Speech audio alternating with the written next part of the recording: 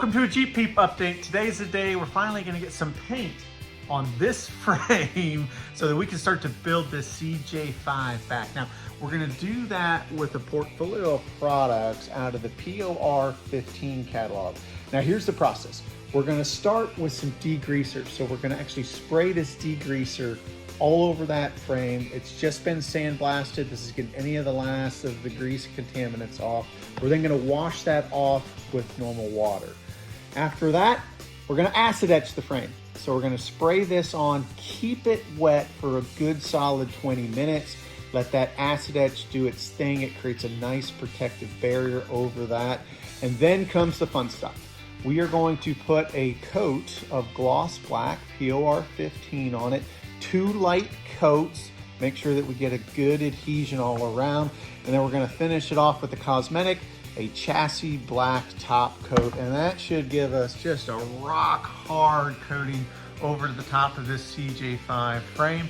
And then we can start to put things like the axles back on, the engine back in, and those beautiful tires back on, and get a rolling chassis so that we can start to pull all this back together. Little coaching from POR 15 on the directions for the degreaser. Hot water, 4 parts, degreaser, 1 part, and a nice spray bottle. So we're gonna dilute it and we're gonna get it on this frame.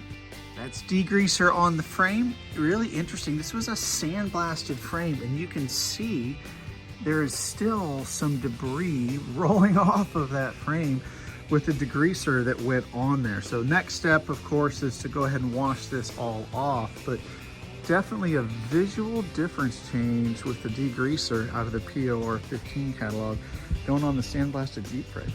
Next step, go ahead and start to wash off the degreaser. Degrease step is complete. So moving on to step number 2, which is metal prep. And coaching on metal prep is 20 minutes of this acid etch staying wet on the metal components.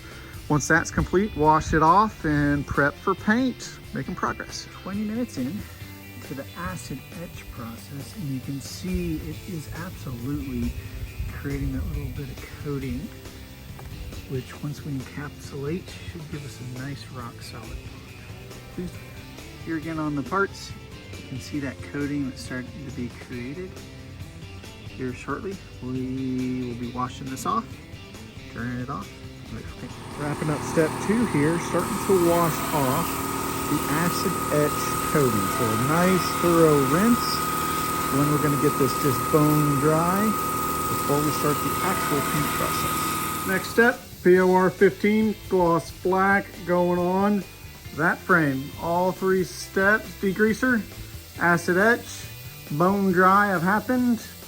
I'm ready for this. Here we go, POR gloss black. Everything I read, you really got to stir this stuff up well.